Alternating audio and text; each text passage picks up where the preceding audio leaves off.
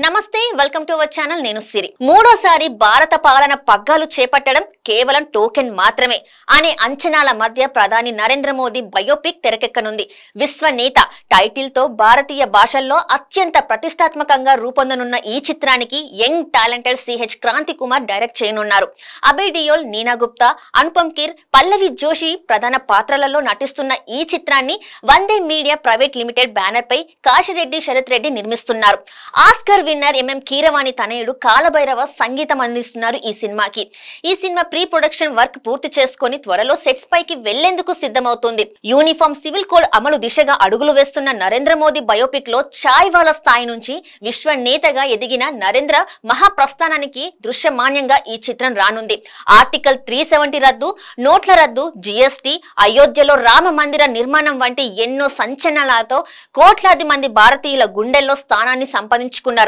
ఇక ఈ సినిమా త్వరలో సెట్స్ పైకి వెళ్లబోతుందని యూనిట్ చెప్తోంది ఇక మోదీ 2014లో మొదటిసారిగా ప్రధాని మంత్రి బాధ్యతలు చేపట్టారు 2019లో భారీ మెజారిటీతో రెండోసారి ప్రధాని అయ్యారు దశాబ్ద కాలంలో దేశ ప్రజల్లో మోదీ సంపాదించుకున్న ఆదరణకు ఆయన్ను ప్రజలు మూడోసారి ప్రధాని చేసినా ఆశ్చర్యపోనవసరం లేదు త్వరలో జరగనున్న లోక్సభ ఎన్నికల్లో మోదీ హ్యాట్రిక్ కొట్టే అవకాశాలే ఎక్కువ కనిపిస్తున్నాయంటూ ఇప్పటికే పలు సర్వేలు వెల్లడించాయి మరి రానున్న ఎన్నికల్లో ఏం జరుగుతుందో చూడాలి